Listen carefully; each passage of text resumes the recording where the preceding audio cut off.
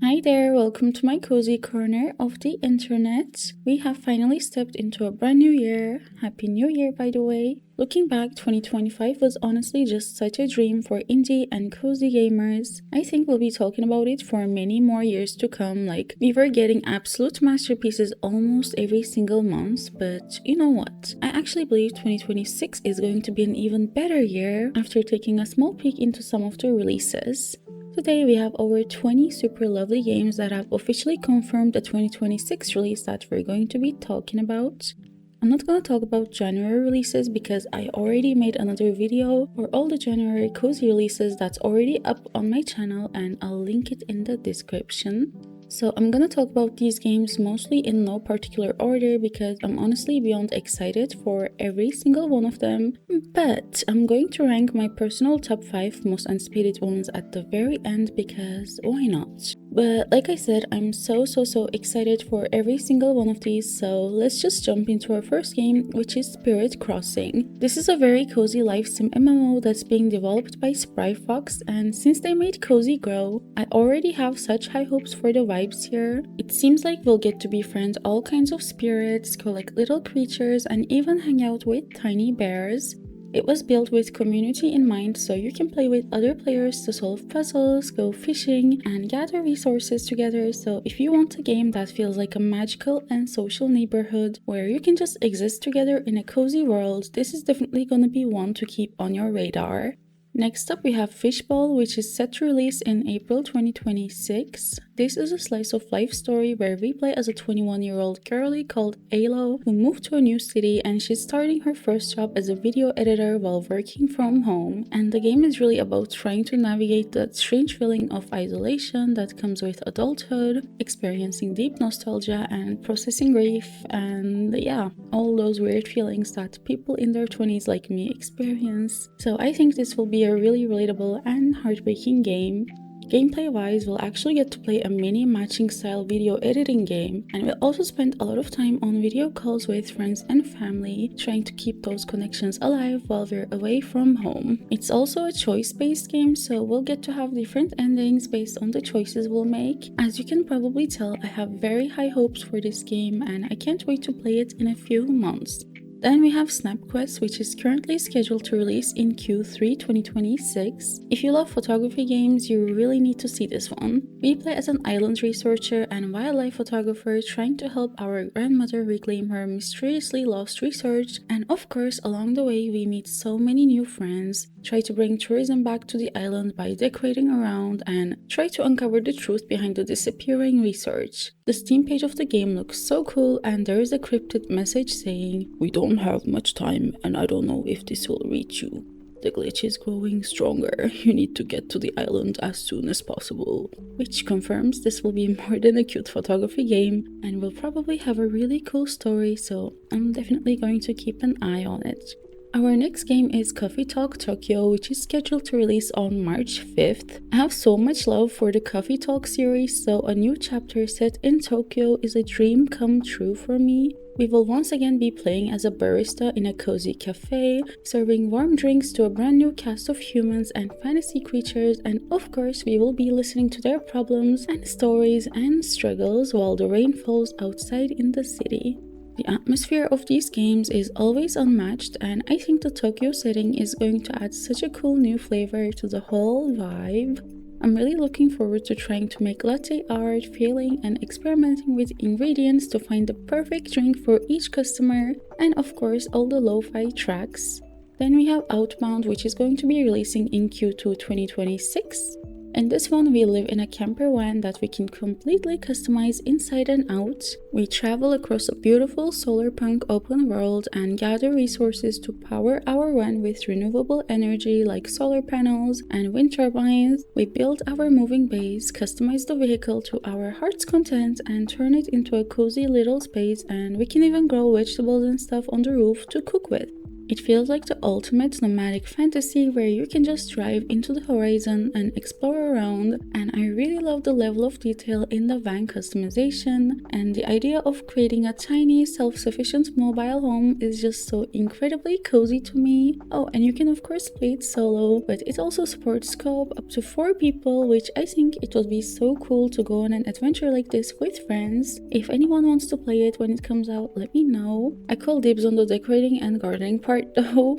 Next is Map, a game about maps, which is set to release in Q2 as well. This is such a unique concept. So, in this game we play as a cartographer exploring a series of islands. Instead of following a waypoint or a mini-map that's already made for us, we have to actually look at our surroundings and draw the map ourselves. We use our tools to measure distances and mark down landmarks, which makes you feel so much more connected to the world. It looks so relaxing to slowly fill in the blanks of the islands as we discover hidden ruins and beautiful viewpoints. I'm one of those people who manage to get lost even when I have navigation on, so maybe this game will help me finally develop my sense of direction. Moving on to Loftia, which is a solarpunk MMO that is all about community and sustainability. Unlike most MMOs, there is no combat here, and it's all about working together with other players to build a green city. We can farm crops using hydroponics, decorate our homes in a variety of aesthetics like Y2K or Goth, or both at the same time. We can adopt endangered species and take care of them, and even dress them up and take part in large-scale environmental projects to improve the world. I really love that the focus is on cooperation rather than competition, and the colors in the world look so bright and happy. It seemed like such a positive and inclusive space to hang out with friends online, and honestly seems great for those who feel overwhelmed by all the chaos currently happening in the real world. Then we have Otterly Lost. In this one we play as a very cute sea otter named Otto, who gets separated from his family after a strange natural disaster and has to find his way back home. We explore a vibrant island full of hidden corners, meet other cute animals, and solve puzzles and do some light platforming while we try to find our way back home. The swimming and diving mechanics in the trailers look so cute and smooth and relaxing, and the world looks like full of life, and let's be honest, I think playing as a sea otter and floating on your back is basically a dream come true for many people. It seems like a very sweet, low-pressure adventure game with a lot of heart. Next up is Planet of Lana 2. I didn't play the first game yet, but I'm planning to play it soon, which is one of the reasons why I'm so excited for the second game, because if I like the first one, which honestly I'm sure I will, then I'll have the second game coming soon to count days too, and I think life is all about having little things to look forward to. Anyway, I'm getting too sappy. So this is a cinematic puzzle journey where we stand against the forces reshaping our world, and we'll have a cute loyal companion with us as well. The hand-drawn art style is just breathtaking, and I'm honestly always here for a short adventure game with a beautiful story. Then we have a game that's coming really soon, which is Seclusa, planned to release in February. In this one, we're a wildlife photographer staying at a cozy, secluded safari lodge in East Africa. It's a laid-back photography sandbox where we spend our time relaxing at scenic outlooks, snapping photos of local wildlife, and working our way through a variety of upgrades and collectibles. It looks like such a good game for unwinding, where we can just sit back, enjoy the view, and focus on capturing the perfect shot of an animal in its natural habitat. It feels so intentional and peaceful, and I'm really looking forward to just existing in that beautiful landscape. Then there is Starsand Island, which is hopefully going to be released in Q1, so we don't actually have that long left to wait now. At first, I literally couldn't believe this game was legit because it looked way too good to be true, but then I saw the demo, which is so magical, and it feels like stepping right into a Ghibli movie with its soft colors and peaceful atmosphere. The small town nostalgia hits so hard with this one. We're on a tropical island, and we spend our days enjoying the peaceful Chinese-inspired pastoral life where we farm, fish, and build deep relationships with the locals. The graphics are chef's kiss, like the way the wind blows through the grass and the soft lighting during sunset, just chef's kiss. I'm so excited for this one, and honestly it almost went in my top 5. Next we have Moonlight Peaks. In this game we play as a vampire who wants to prove to their father, Count Dracula, that vampires can still be kind and live peacefully, which is such a good concept. We live in this magical town called Moonlight Peaks where we tend to our supernatural farm, brew potions, and we get to befriend or date other supernatural creatures like werewolves, witches, and mermaids. It's basically a spooky, gothic version of traditional farming sims, and I'm so here for it. Then we have a super cool game called Thrifty Business coming from the same developers that made Sticky Business and Ritual of Raven, which are both games I really love, and their games always have this really unique art style and vibrant colors that look so unique, and I can always tell if a game is made by them. So Thrifty Business is a laid-back management sim where we run our own thrift shop. We get to sort through boxes of donations to find hidden treasures and then arrange displays of vintage clothes, toys, and antiques. I love the idea of organizing the store exactly how we want and getting to know the regulars who come in to browse. It looks so satisfying and rewarding, especially when you find a rare item and find a perfect spot for it on your shelves. And I love thrifting so much, so I'm probably going to be playing this the minute it comes out.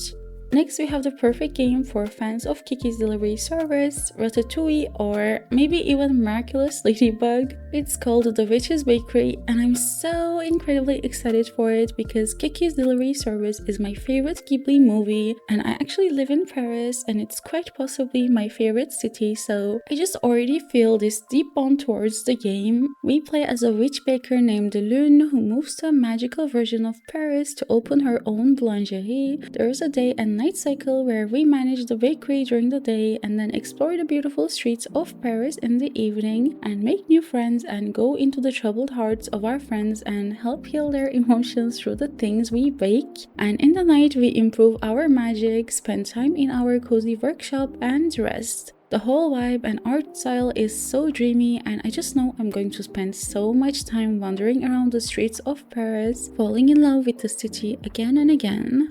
Moving on to the next title, we have My Time at Evershine. This is the only game I'm adding where it doesn't specifically say 2026 on its Steam page, but I'm including it here because I think it's 50-50 that it comes out this year. I loved Portia and Sandrock, and the new art style for Evershine looks even more polished and beautiful, at least for my taste. This time we take on a leadership role as a governor and we're responsible for building and leading a whole new settlement. I'm of course okay even if it doesn't come out until later as long as it's well made, but I really hope we get to play it this year because I loved everything we've seen of it so far. And the final game before we get to the top 5 is Moomintroll Winter's Warmth. This is from the same studio that made the Snuff King game, which I loved, and since they're a Norwegian studio, I really believe they will carry that authentic winter warmth theme perfectly. We'll join Moomintroll on a cold winter journey that looks so heartwarming and atmospheric. The world looks very soft and quiet, capturing that beautiful feeling of a cozy winter night, and I can already tell that the music and the art style and honestly the whole vibe is going to make this a perfect game to play under a blanket with a cup of hot chocolate.